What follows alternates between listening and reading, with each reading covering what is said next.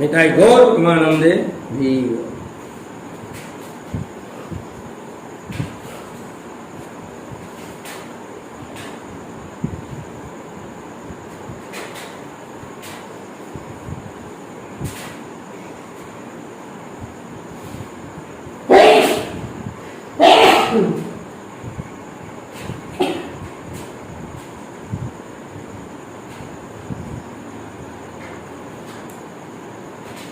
এই হাওয়ায় কি পাকা হওয়ার দরকার আছে না?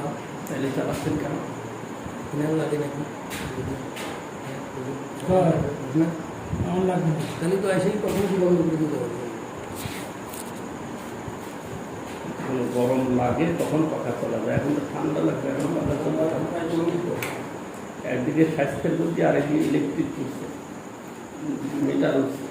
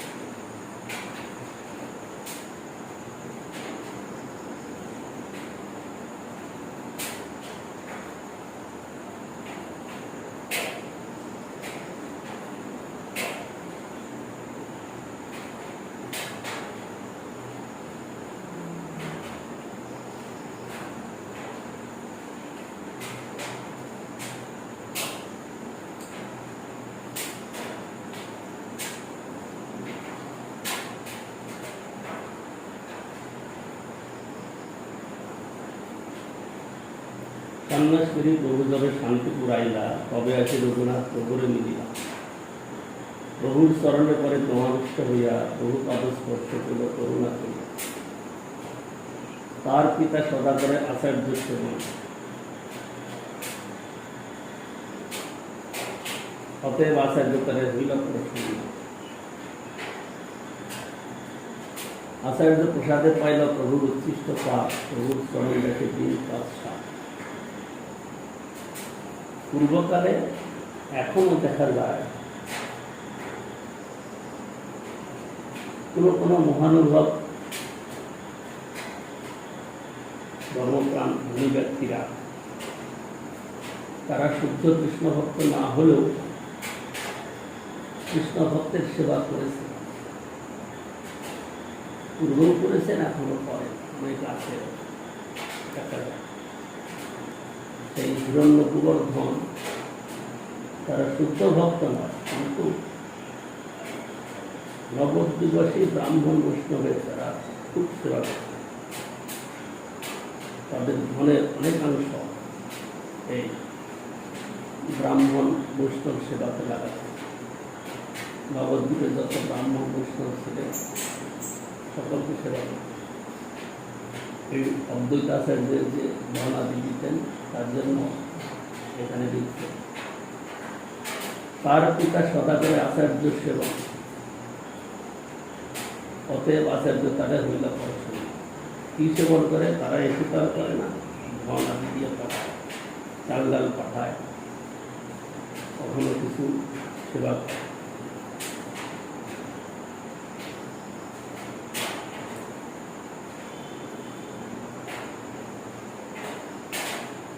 শ্রীমন মহাপ্রভুর কালে নবদ্বীপ সমৃদ্ধ নগর থাকিলেও উহা হিরণ্য গোবর্ধনের আশ্রিত বিদ্যান অনুশীলনরত ব্রাহ্মণেরই বাসস্থান ছিল মাত্র। সেই শুদ্ধ বিপ্রগণ হিরণ্য গোবর্ধনের প্রতিপাল্য থাকি তাহাদেরই প্রদত্ত অর্থ ভূমি ও গ্রাম আদি দ্বারা অধ্যাপন ও জীবনযাত্রা নির্বাহ করিত। ব্রাহ্মণের প্রতি তাহার অসাধারণ মর্যাদা ছিল এবং তাহাদিগের মুক্ত হস্তের দান বিষয়ে কোন প্রকার পরিষ্কার ছিল না। তারা এরকম প্রচুর দান করতেন।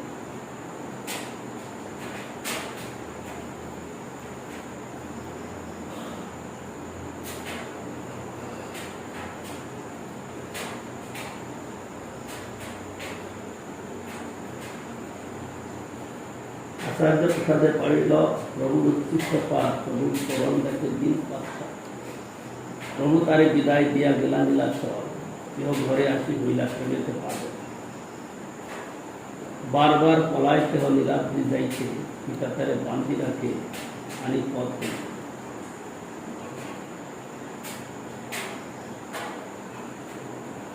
বয়সটা খুব বেশি নয়, 17-18 বছর বয়স হবে।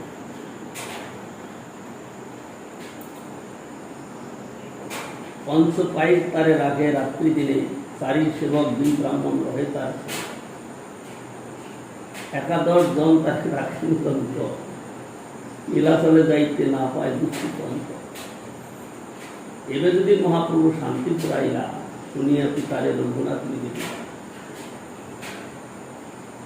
আজ্ঞা দেওয়া যায় দেখি প্রভুর চরণ, অন্যতা না রহে মোর শরীরে জীবন। শুনি তার পিতা বহু লোক দ্রব্য দিয়া পাঠাইল বলি, শীঘ্র আসিয়া করিলা। 7 দিন শান্তি করে প্রভু সঙ্গে রহে, রাত্রি দিবসে এই মন কথা করে। রক্ষকের হাতে বই কেমনে ছুটিব, কেমনে প্রভুর সঙ্গে লীলা চলিব। সর্বজ্ঞ গৌরাঙ্গ প্রভু জানি তার বন, শিক্ষার উপর কহে তারে আশ্বাস বছর। স্থির হইয়া ঘরে যাও না হও বাতুল, ক্রমে ক্রমে পায় লোক ভব সিন্ধু। মর্কট বৈরাগ্য না করো লোক দেখাইয়া, যথাযোগ্য বিষয় ভুল অনাসক্ত হইয়া। অন্তরে নিষ্ঠা করো, বাহ্যে লোক ব্যবহার, অচিরাত কৃষ্ণ তোমার করিবে।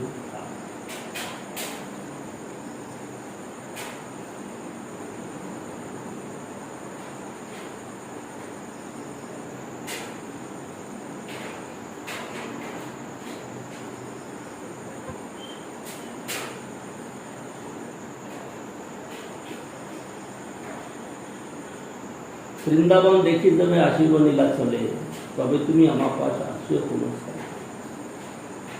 সে চল সেকালে কৃষ্ণ সুরাবে তোমারে, কৃষ্ণ কৃপাদারে তারে কে রাখিতে পারে।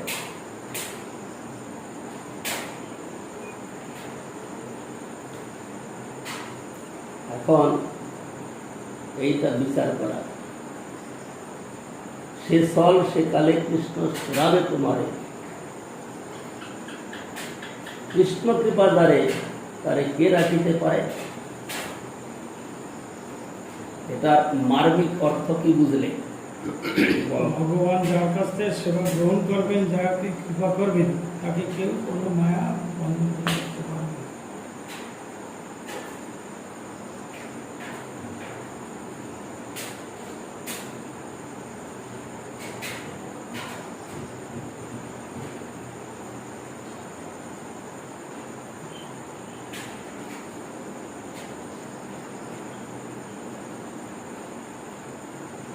সত্যি সত্যি যদি গুরু বৈষ্ণব ভগবানের প্রতি আন্তরিক নিষ্ঠা থাকে, তাহলে ভগবান তাকে বুদ্ধি বুঝিয়ে দিবেন।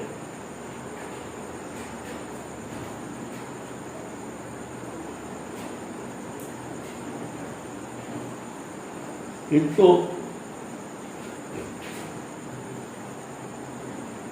সেটার মধ্যে একটা শর্ত থাকবে, আন্তরিকতা, নিষ্কপটতা। যদি সেরকম থাকে তাহলে ভগবান তাকে নিশ্চয়ই বুদ্ধি জোটাবেন। এটা বাস্তবিক সত্য কথা।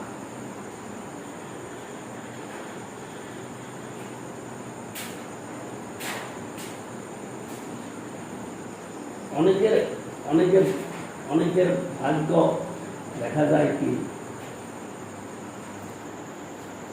অনেক সময় বাড়িতে অসুবিধা, আর্থিক অনটন, সাংসারিক ঝামেলা,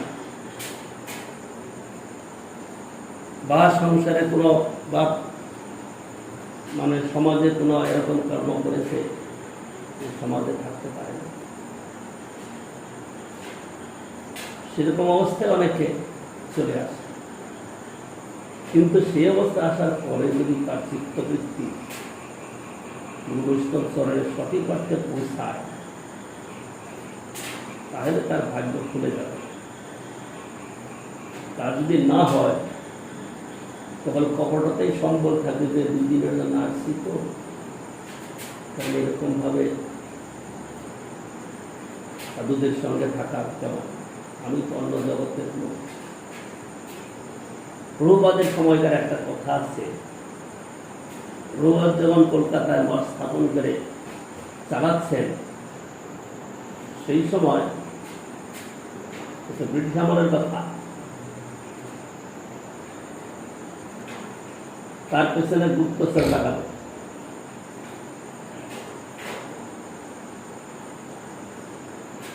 সরকার যে এদের উদ্দেশ্যটা কি, ঘোষ তাকে একজন বড় অফিসার কিন্তু সাধারণ ভক্ত সেজে সে আসছিল।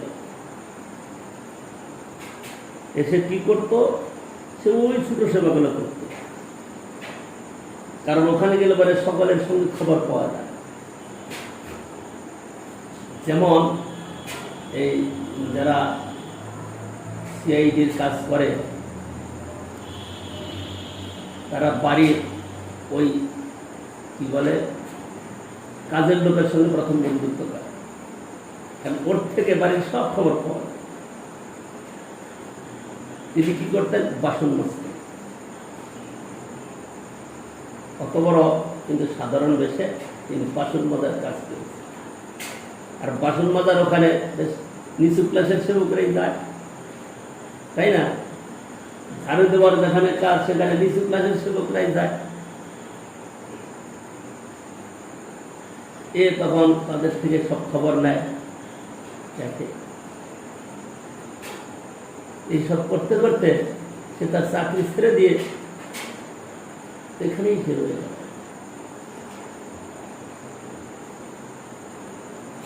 এমন বস্তু, এখানে তো সকলে নিষ্কপট, ধরতে এসেছিল কপটতা, কিন্তু কপটতা ধরতে পারবে না, এখানে সব নিষ্কপট, এরা সব ঘনিষ্ঠ।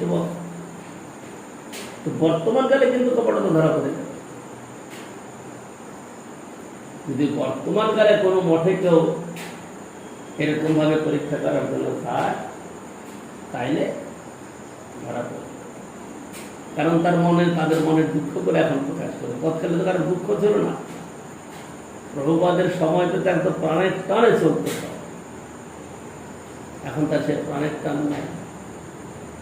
এখন নিজেদের শোক দুঃখের কথা বলতে থাকবে, এরা বটে খেতে দেয় না, এরা ভালো কাপড় দেয় না, এরা খারাপ ব্যবহার করে, গুরুকালে তাড়িয়ে দেয়, মারপিট করে, এইসব কথা শুনতে।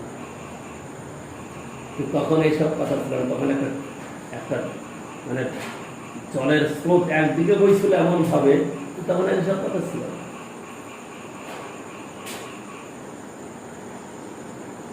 সেই জন্য গুরু মহারাজ কোনো বিশেষ ভক্তকে বলেছেন, পরিকথায়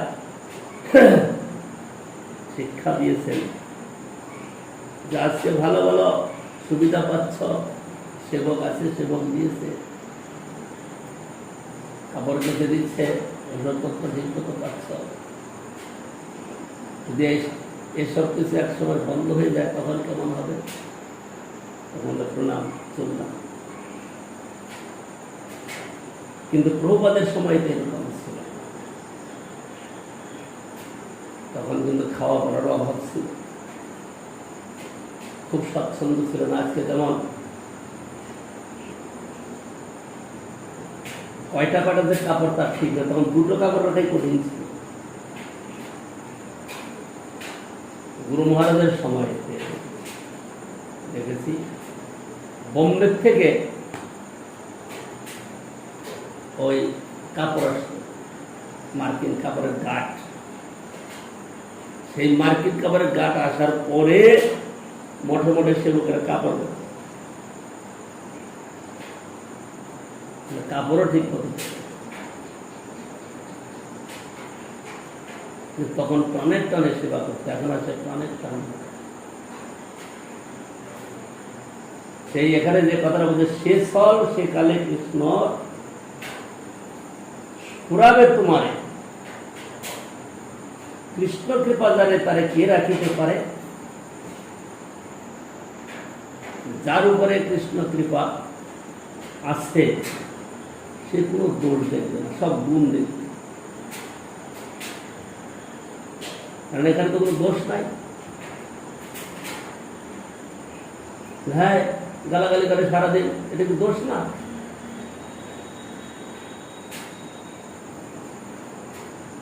কাপড় চাইলে কাপড় সময় তো কাপড়ই দেবে না, এটা দোষ না? জ্বরজারি হলে পরে মাথা ব্যথা হলে একটা ট্যাবলেট দেবেন, এটা দোষ না? না, যাদের উপরে কৃষ্ণ কৃপা আছে তারা এটাকে সম্পূর্ণ গুণ রূপে দেখবে। যাদের উপরে কৃষ্ণ কৃপা নাই তারা এটাকে গুণ বলে কখনোই গ্রহণ করতে পারবে না, তারা প্রথমেই দোষ দেখবে। তাহলে বলে ওষুধ না খেয়ে মরে যাব,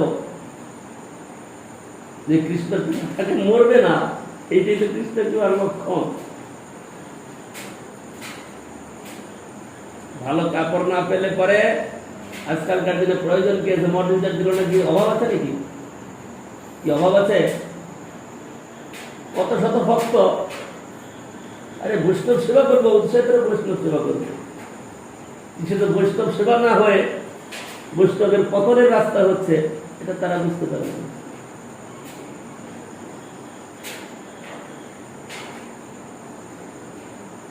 এটা তারা বুঝতে পারবে না।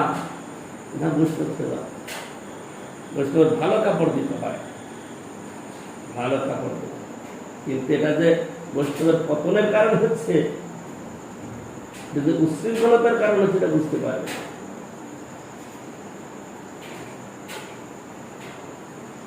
এই নরহরি গেছি না তো, তোমাদেরই সময়কার নাকি? আমার শুরুতে থাকবে, হ্যাঁ, প্রসারে থাকতে তো আমাদের শুরু। নরহরি ছিল কুরুক্ষেত্রে, কুরুক্ষেত্রে শরণ্য কৃষ্ণ প্রভু ইনচার্জ ছিলেন। ওই সময় রান্না করত কে? বোধ হয় ওই শ্যাম সুন্দর নাকি ওই 24 পরগনা। একদিন গিয়ে বলছে, মহারাজ আজকে তো সবজি নাই, রান্না কি হবে? মহারাজ বলছেন, নাই বলতে নাই, সব বারণ তো, নাই বলবে কেন? আমি এখান থেকে দেখছি করে বলছে সবজি নাই, ওই তো সজিনা গাছ, দেখো দুটো সজিনা ঝুলছে।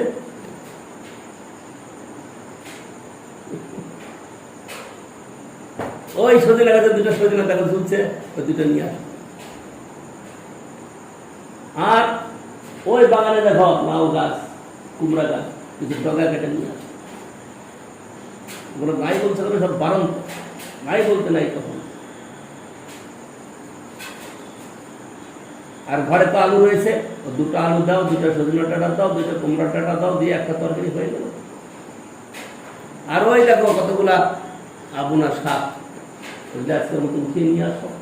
হেলাংসা আছে, কলমি আছে, নানান রকমের শাক আছে, উঠিয়ে এনে রান্না করতে পারো। ঠাকুরের ভোগ হয়ে গেল। আজকে কি করবে কেউ? তখনকার দিনে করেছে, এটা মনে মজা করে করেছে, মনের আনন্দে নয়, কিন্তু এটা সত্যি ছিল। প্রভুপাদের সময়কার একটা মনের টান আকর্ষণ ছিল। এরকম ভাবে দিন কেটেছে। আজকে তো ঐশ্বর্যই ঐশ্বর্য। এই ঐশ্বর্যতে পরিণাম কি দাঁড়িয়েছে? কৃষ্ণ কৃপা চলে গেছে। কৃষ্ণ কৃপা চলে গিয়ে নিজেদের দৌলত এসেছে, মানে নিজেদের প্রভাব এসেছে, নিজেদের দ্বারা হচ্ছে। কৃষ্ণ কৃপায় হয়, এটা চলে গেছে। এখন আমরা করছি, আমাদের দৌলতে হচ্ছে, এই ভাবতে। সেই জন্য মহাপ্রভু বলছেন এই কথাগুলা, সে চল সেকালে কৃষ্ণ সুরাবে তোমারে, কৃষ্ণ কৃপাগারে তারে কে রাখিতে পারে? যদি কৃষ্ণ কৃপা বাস্তবিকই থাকে, মানে তার হৃদয় বৃত্তি যদি কৃষ্ণের প্রতি থাকে, তবেই তো কৃষ্ণ কৃপা আসবে। কৃষ্ণ কৃপাটা কি এমনিতে আছে নাকি? কৃষ্ণের প্রতি তার প্রীতি আছে, যার বৈষ্ণব দর্শন আছে, তারপরে তো কৃষ্ণ প্রীতি আছে, কৃষ্ণের কৃপা আছে। কৃষ্ণের কৃপা কি এমনি করবে নাকি? আমি যা ইচ্ছা তাই ব্যবহার করবো আর আমার উপরে কৃষ্ণ কৃপা চলে আসবে, তা তো কখনোই সম্ভব না। আমি কৃষ্ণ সেবায় তৎপর, বৈষ্ণব সেবায় তৎপর, তখন কৃষ্ণ আমার প্রতি কৃপা করবে। বলছেন কৃষ্ণ কৃপা যারে তারে কে রাখিতে পারে? যদি বাস্তবিকই কৃষ্ণ কৃপা থাকে, তাহলে তাকে রাখতে পারবে। একদিন না একদিন তাকে সুযোগ করে দেবেনই দেবে। কিন্তু এমন অনেক সময় দেখা যায় কোন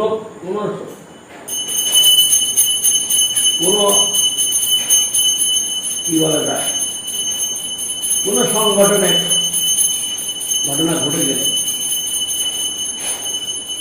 কিন্তু সেই ঘটনাকেই কৃষ্ণ কৃপা বলে স্বীকার করা নাও যেতে পারে।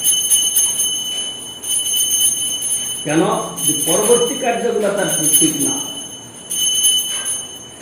যে পরবর্তী কার্যগুলো তার ঠিক থাকে, গুরু বৈষ্ণবের প্রতি ঐকান্তিকতা, ভগবানের সেবার প্রতি ঐকান্তিকতা যদি থাকে, তাহলে বোঝা যাবে যে কৃষ্ণ কৃপার পরিচয় যে কোনো অবস্থা থেকে আসে। বাড়িতে ঝগড়াঝাড়ি, ওই যেমন একটা দৃষ্টান্ত দিলাম, অফিসারটা এসছে সেখানকার খোঁজ খবর নিতে, 2 বছর খোঁজ খবর নিয়েছে, 2 বছর পরে সে সারেন্ডার করে। 2 বছর সরকারি চাকরি করেছিল, 2 বছর টাকা পেয়েছে, 2 বছর পরে সে চাকরি বাদ করে দেয়, ছেড়ে দিয়ে সে ঘোষ, একদম ঘোষ, সে চাকরি রিজাইন দিয়ে সারেন্ডার করে। কৃষ্ণ কৃপা তার উপরে আছে। যেমন হরিদাস ঠাকুরের সম্বন্ধে জানা যায়, তার কাছে এসেছিলেন বারবণিকা।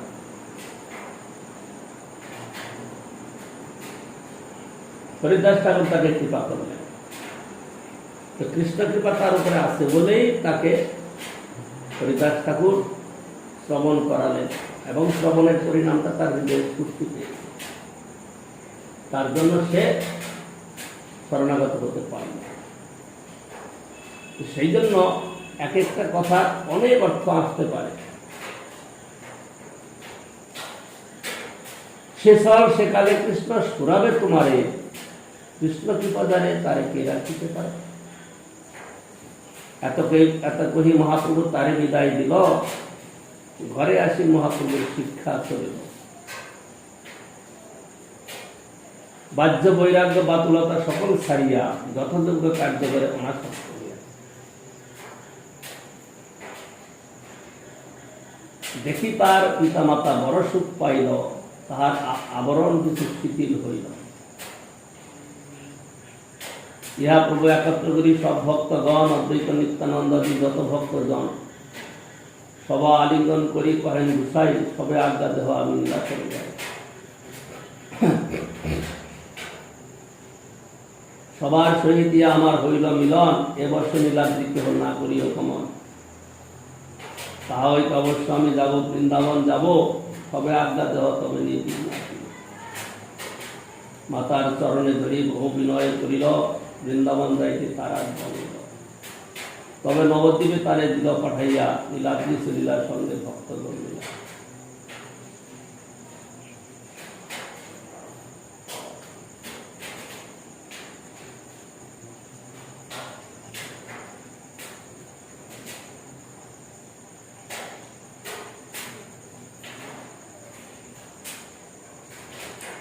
সেই সব লোক পথে করেন সেবন, সুখে নীলাচলে ইলাচশীল নন্দন। প্রবাসী জগন্নাথ দর্শন কইল, মহাপ্রভু আইলা গ্রামে কোলাহল কইল। আনন্দিত ভক্তগণ আসিয়া মিলিলা, প্রেম আলিঙ্গন প্রভু সবারে করিল। কাশী মিশ্র, রামানন্দ, প্রদ্যুম্ন, সার্বভৌম, বাণীনাথ শিখিয়াদি যত ভক্তগণ। গদাধর পণ্ডিত আসি প্রভুরে মিলিলা। এইবার তবে রহস্য কথা। গদাধর পণ্ডিত আসি প্রভুরে মিলিলা, সবার অগ্রতে প্রভু কইতে লাগিলা, বৃন্দাবন যাব আমি গৌর দেশ দিয়া, নিজমাতার গঙ্গা চরণ দেখিয়া। এতমতে করি কইল গৌরের গমন, সহস্রের সঙ্গে হইল নিজ ভক্তগণ। লক্ষ লক্ষ লোক আইসে কৌতুক দেখিতে, লোকের সংঘর্ষে পথ না পারি চলিতে। যথারহি তথা ঘর প্রাচীর হয় চূর্ণ, যথা নেত্র বলে তথা লোক দেখি পূর্ণ।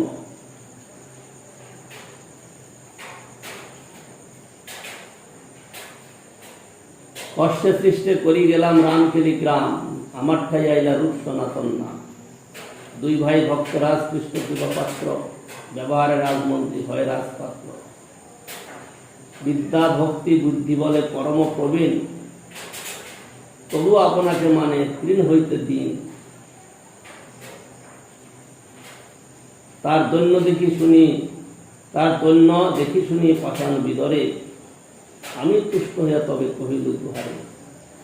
উত্তম হইয়া হীন করি মানব আপনারে, অচিরে করিবে কৃষ্ণ তোমার উদ্ধারে।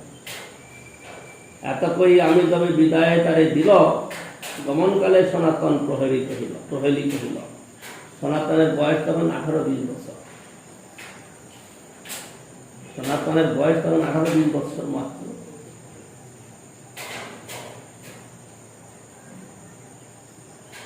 কি প্রহরীটা বলল, যার সঙ্গে হয় এই লোক লক্ষ কোটি, বৃন্দাবন যাইবার এই নহে পরিপাটি। তিনি কিন্তু তখন বৃন্দাবন যান নাই। সনাতনাদি তখন তারা বৃন্দাবন যান নাই, মানে কখনো দর্শন করতেও যান নাই। বয়স হচ্ছে 18-20 বছর, 18-20 বছর বয়স।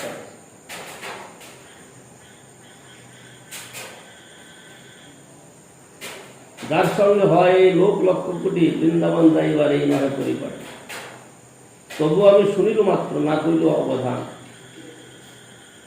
প্রাতে চলি আইলাম কানাইয়ের নাটশালা গ্রাম, রাত্রিকালে মনে আমি বিচার করিল, সনাতন মরে কিবা প্রহেলি কহিল।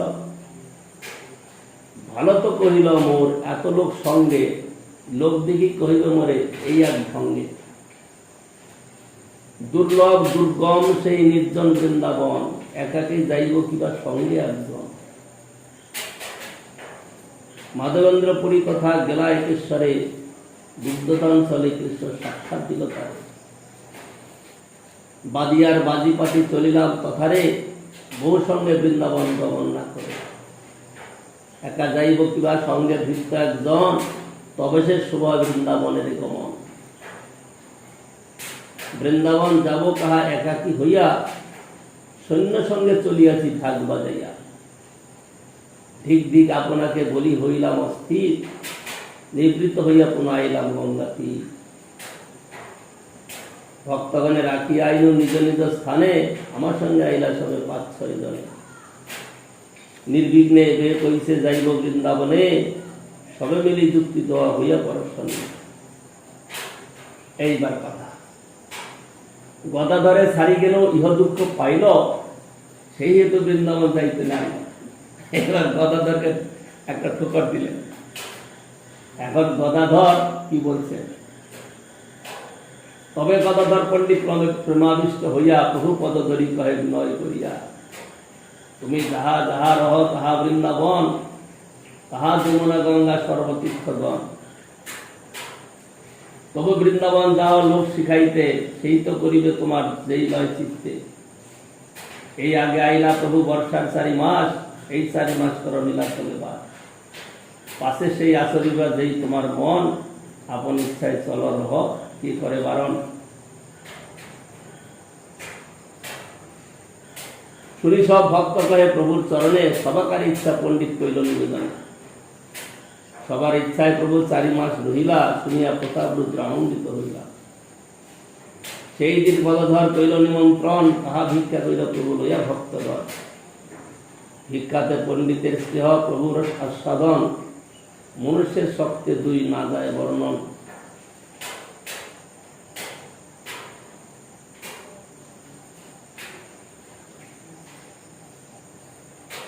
এই মতো গৌরলে অনন্ত অপার, সংক্ষেপে কহিয়ে কহা রাজায় বিস্তার। সহস্র বদনে কহে আপনে অনন্ত, তবু এক লীলার দেহ নাহি পায়ন্ত। এখানে প্রভুপাদের কথা শ্রবণ করুন। মাথা ঘুরাচ্ছে।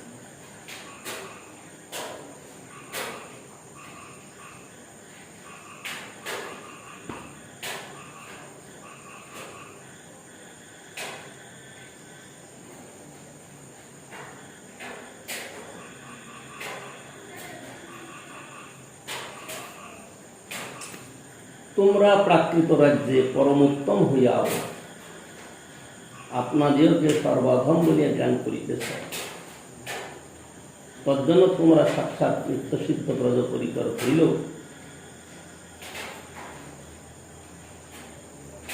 কৃষ্ণ অগৌণে প্রাকৃত লোকের অক্ষত জ্ঞান সুলভ বহির্দৃষ্টিতে বদ্ধজীব লীলা অভিনয়কারী প্রমাদের এই সংসার বন্ধন মোচন করিয়া স্বীয় নিত্যতায় সে নিয়োগ করিবেন।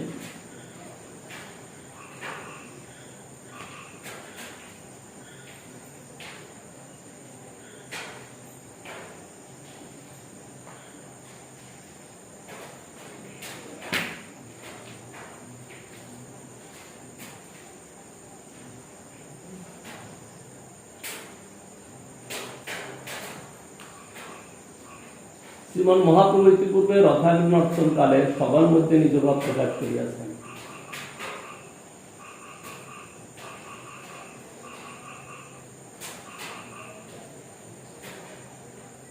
শ্রীমন মহাপ্রভুর হৃদয়ী শ্রী রাধাকান্তের লীলাভূমি বৃন্দাবন। তথাপি লোকশিক্ষার জন্য তিনি প্রপঞ্চদিত ভৌম বৃন্দাবনে গমন করেন। প্রাকৃত দৃষ্টিযুক্ত বিষয় ভোগভক্ত সাধারণ লোকের ধারণা এই যে ভৌম বৃন্দাবন অপ্রাকৃত নহে, ইহা অন্য জড়দের সদৃশ ভোগরত ইন্দ্রিয়েরও ভোগ উপকরণ অর্থের সাহায্যে গম্যস্থান বিশেষ। যেরূপ অপরাপর তাদৃশ জড়বস্তুর সঙ্গ প্রভাবে জড় ভাবসমূহ উৎপন্ন হয়, তদ্রূপ ইন্দ্রিয় ভোগ্য জ্ঞানে বা জড় বুদ্ধিকে বৃন্দাবন দর্শন করিতে গেলে কোন পারমার্থিক নিত্য মঙ্গল অর্থাৎ অদ্বৈতের শ্রীকৃষ্ণ সেবা হয় না। উহা মোর মন বৃন্দাবন। এই শ্রীমন মহাপুর বাক্য আহুষ্যতে নব এই শ্রীমদ ভাগবত পর্যন্ত প্রমাণিত হয়েছে। এখানে একটা দৃষ্টান্ত, এক সময় জগন্নাথ দাস বাবাজি মহারাজ, এতগুলো মশাই এসছে, মধ্যাহ্নে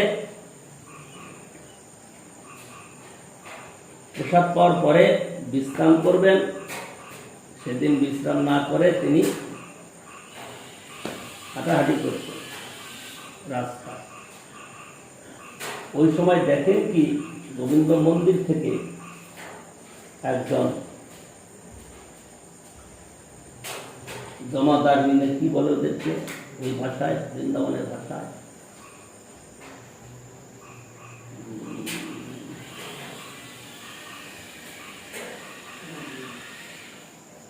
ওদের ভাষায় যেন কি বলে, ঝাড়ু দেয় তারা, তাদের কি বলে, বৃন্দাবনের একটা ভাষা আছে। তো একজন মহিলা জমাদার ভাঙ্গি ভাঙ্গি ভাঙ্গি, বৃন্দাবনের ভাষা হলো ভাঙ্গি। একজন ভাঙ্গি সে কি করছে, গোবিন্দ মন্দিরের থেকে আসছে, তাকে তার ঝুড়ি ওই ময়লা পরিষ্কার করে, মানে কি বলে পাতা টাতা সাফ টাফ করে ফেলে, সেই ঝুড়ি নিয়ে আসে। দুপুরবেলাতে ওই সময় গোবিন্দ মন্দিরে সে প্রসাদ পেয়েছে, তো প্রসাদটা ঝুড়ির মধ্যে করে নিয়ে যাচ্ছে। তার মধ্যে ভাজা ভুজি আছে, ভালো ভালো সিঙ্গার টিঙ্গার এইসবগুলা শুকনার প্রসাদ আছে। এখন বাবাজি মহারাজ ওকে দেখে বলছে আমাকে একটু প্রসাদ দাও। সে তো শুনে অবাক হয়ে গেছে যে আমি কি করে আপনাকে প্রসাদ দেবো। আর বাবাজি মহারাজ তো বৃন্দাবনের প্রসিদ্ধ বাবাজি, সিদ্ধ বাবাজি তার নাম আছে। ওই রাস্তা দিয়ে লোকজন যাচ্ছে, সাধুরা অনেক যাচ্ছে, দেখছে বাবাজি একজন ভাঙ্গির থেকে প্রসাদ যাচ্ছে, সে তো কিছুতেই দেবে না, আমি আপনাকে প্রসাদ দিতে পারি। বাবাজি কি করলেন, তার ঝুড়ির থেকে নিজের হাতে প্রসাদ নিয়ে, আর এইটা অন্যান্য বাবাজিরা দেখলো, রাস্তায় 2-4 জন যাতায়াত করছিল, দেখে তারা প্রচার করে দিল যে বাবাজি কি করেছে, এই ভাঙ্গির ঝুড়ির থেকে প্রসাদ। তাতে কি হলো, বৃন্দাবনে তার নামে বদনাম হতে থাকে। বাবাজি কাণ্ড করেছে, এটা তো একেবারে অশুভনীয় কি করে হয়। তিনি যে আচরণ করবেন আমরা সকলে তাই আচরণ করব, আর তিনি এরকম ভাঙ্গির হাত থেকে প্রসাদ। এইটা প্রজের সর্বত্র প্রচার হয়ে গেছে, সকলের কানে কানে কানে কানে সব জায়গায় প্রচার হয়েছে, বাবাজি এরকম করেছে। একদিন ওখানকার যারা ধামবাসী বলে পরিচয় দেয়, কলকাতার বাবুরা সেখানে থাকে, 5-7 জন একদিন গিয়েছেন তার প্রধান কুটিরে, তার কাছে জানাতে যে বাবাজি আপনি এরকম করেছেন, আমরা তো ব্রজেতে মুখ দেখাতে পারছি না, সব লোকে আপনার নামে এরকম বলছেন। তো তারা এই কথা বলার আগে বাবাজি তা কিছু বলছে না, তারা বাবাজি বলছেন যে আপনারা কি জন্য, কি উদ্দেশ্যে এসেছেন, কি বলতে চান। তখন তারা বলছে যে আপনি ভাঙ্গির থেকে সেদিন প্রসাদ খেয়েছেন, ব্রজেতে একেবারে তো বদনাম হয়েছে, প্রচার হয়েছে। তখন বাবাজি তাদের উপর রেগে গেছে যে আপনারা ব্রজে বাস করছেন, এখানে খাট পালঙ্ক গুছিয়ে, ঘর বাড়ি গুছিয়ে নিয়ে, গায়ে ধুলা লাগে না, ধুতি পরে পোশাক পকেটে দিয়ে আপনারা ঘুরে বেড়ান, আর আপনারা ব্রজে বাস করছেন, ধাম বাস করছেন। ওরাই প্রকৃত ধামবাসী, ওরা ধামের ব্রজের সঙ্গে মিলিত হয়ে আছে, আর আপনারা ধামবাসী হয়েছেন। এই বিহারি চল চল, আর এই বৃন্দাবন খেলা যাবে, কারণ বৃন্দাবন এখন ভোগীদের স্থান হয়েছে, এখানে আর থাকা যাবে না। সে থেকে চলে আসলেন বাবা, এই যেখানে বাস করে। বৃন্দাবন এখন ভোগীদের স্থান, কারণ এরা নিজেদের ইন্দ্রিয়ের দ্বারা মেপে দেখতে যাচ্ছে বৃন্দাবনকে। সেই থেকে বৃন্দাবন থেকে চলে আসলেন, এখানে এসে বাস করলেন নবদ্বীপে। এখানে সেই কথাটা বলছেন প্রভুপাদ, যে টাকা পয়সা খরচ করে গিয়ে বৃন্দাবন দর্শন করা যায়, কিন্তু সেই দর্শন প্রকৃত পারমার্থিক দর্শন হবে না। পারমার্থিক দর্শন করতে গেলে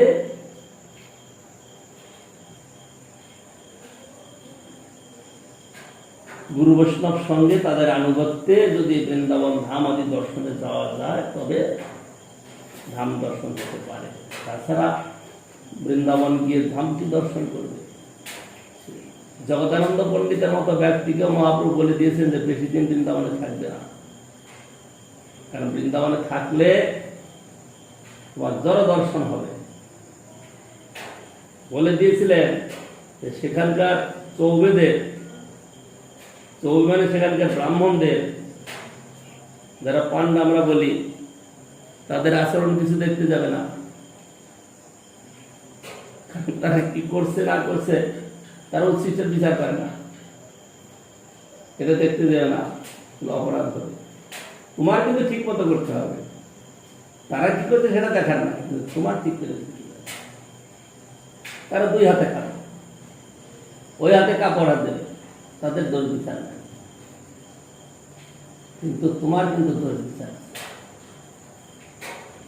ওই বড়জমাই খিচুড়ি রান্না করছিলেন, যে লম্বা নিয়েছেন দাঁতের কাঠি, একদিকে দাঁত মারছেন আর একদিকে খিচুড়ি মারছে। ঠাকুরের কাছে সেইটাই খুব প্রিয়, আর আমরা অতি পবিত্র করে দিলেও তার কাছে প্রিয় হবে না, কারণ আমাদের সঙ্গে সেই সম্বন্ধটা নাই, সেই যোগটা নাই। যেরূপ অপরাপর তাদৃশ জড়বস্তুর সঙ্গ প্রভাবে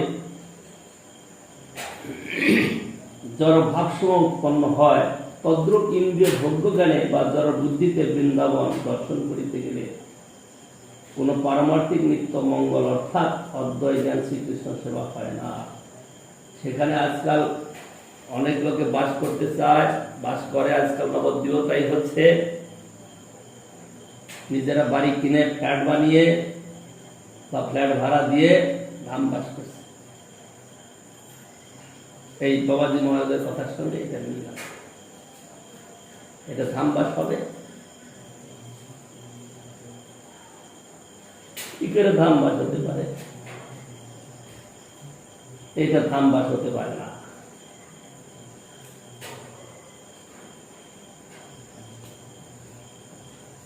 যশাত্মবুদ্ধি কোনপে ত্রিধাতুকে সধি কলত্রাদিষু ভৌমজ্জতি যতীর্থবুদ্ধি শরীরে ন পরিজনেষু অভিজ্ঞেষু সয়ব গোখর। বাস্তবিক জড়লোককে শিক্ষা দেবার জন্যই মহাপ্রভু ভগবানের অপ্রাকৃত লীলাস্থল বৃন্দাবন গমন দর্শন আদি লীলা আচরণ করিয়াছেন। বদ্ধজীব তাহা ভুলিয়া বৃন্দাবনকে প্রপঞ্চের অন্যতম বিষয় ভোগ ক্ষেত্র বলিয়া মনে করিলে তাহা মহাপ্রভুর শিক্ষার সহিত বিরোধ করা হইবে। প্রাকৃত সহজীয়গণ যে প্রকার শ্রীধামের ধারণা করি আপনাদেরকে ব্রজবাসী বা ধামবাসী বলিয়া অভিমান বা প্রচার করিয়াও প্রকৃতপক্ষে চিন্ময় বৃন্দাবন বাসের পরিবর্তে স্বীয় ইন্দ্রিয় তর্পণ ক্ষেত্র ঘোর সংসারী বাস করিয়া জঞ্জাল বৃদ্ধি করে। শুদ্ধ ভাগবতগণের তাদৃশ ভাব বা ধারণা নাই। শ্রী দামোদর স্বরূপ নিত্য ব্রজবাসী হইলেও তাহার চরিত্রে ভৌম বৃন্দাবনে যাইবার প্রসঙ্গ শোনা যায় না।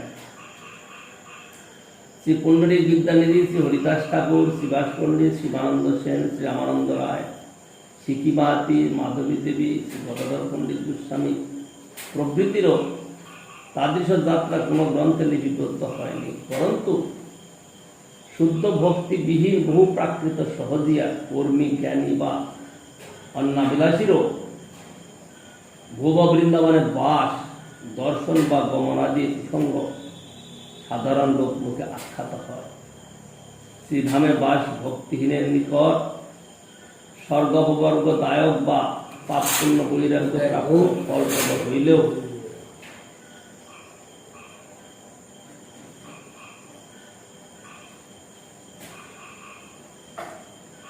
প্রেমাঞ্জন চরিত ভক্তি বিলোচনেন শ্লোকের অভিপ্রেত দিব্য নির্মল নেত্রযুক্ত শুদ্ধ ভক্তিরই অপ্রাকৃত শ্রীধাম বৃন্দাবনে বাস যথার্থ সত্য। পরবর্তী যুগে ক্ষেত্রী গ্রামে ঠাকুর নরোত্তম, গাজী গ্রামে শ্রীনিবাসাচার্য ও তৎপরবর্তী যুগে গৌড় দেশে শ্রী জগন্নাথের বাবাজি মহারাজ, কালনায় শ্রী ভগবান দাস, নবদ্বীপ ধামে শ্রীমৎ গৌর কিশোর দাস বাবাজি মহারাজ, কলকাতায় শ্রী শ্রীমৎ ভক্তিবিনোদ ঠাকুর প্রভৃতি শ্রী নামৈকনিষ্ঠ ভক্তগণ অবশ্যই শ্রী বৃন্দাবন ব্যতীত অন্য ধামে কখনো বাস করেন নাই। কি বুঝলে?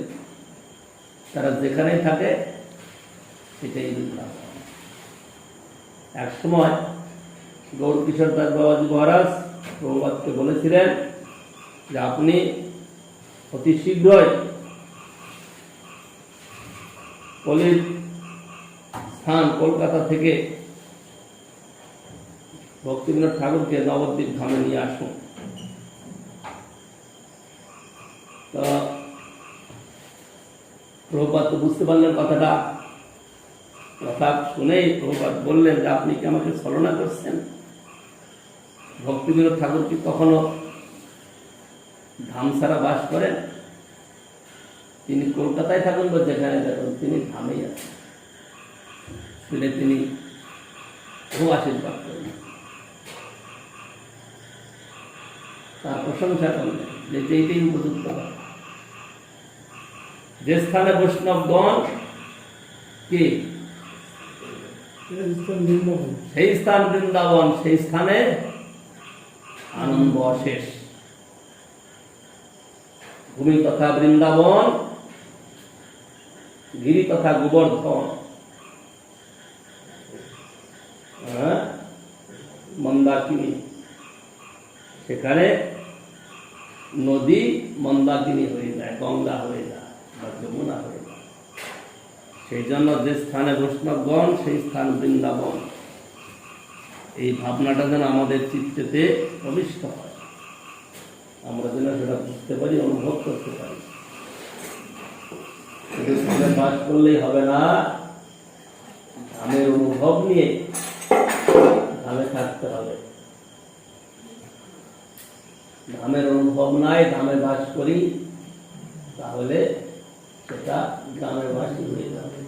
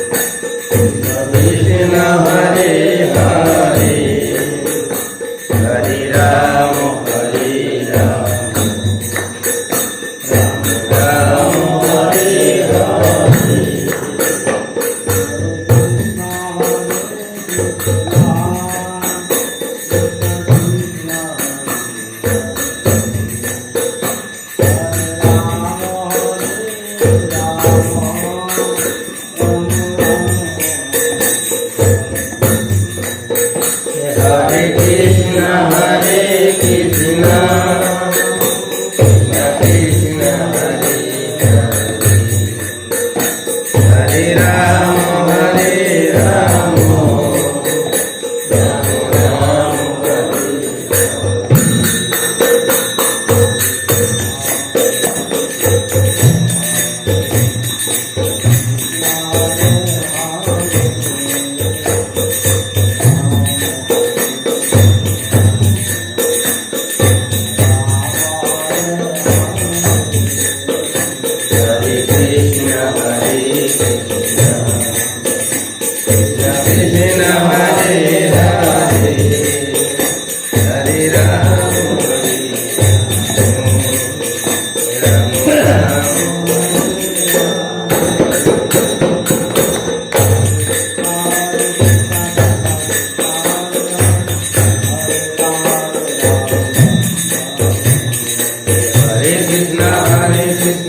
जय जय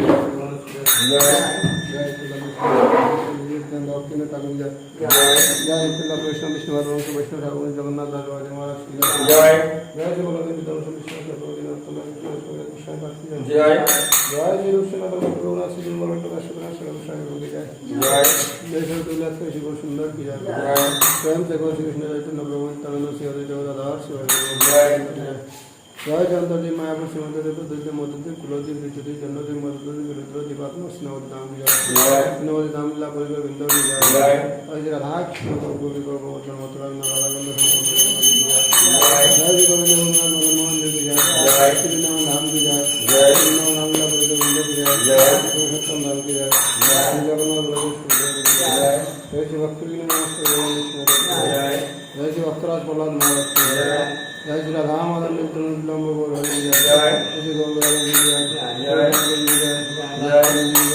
राम जय जय सतराम की जय जय गोविंद जय जय राजू की जय नाम की जय राम प्रभु की जय जय बिंदु जय जय वैष्णव बिंदु की जय जय श्री भक्ति गुरु की जय जय भक्त बिंदु की जय भक्त बिंदु की समाप्त जय जय जय तमाम ताय गो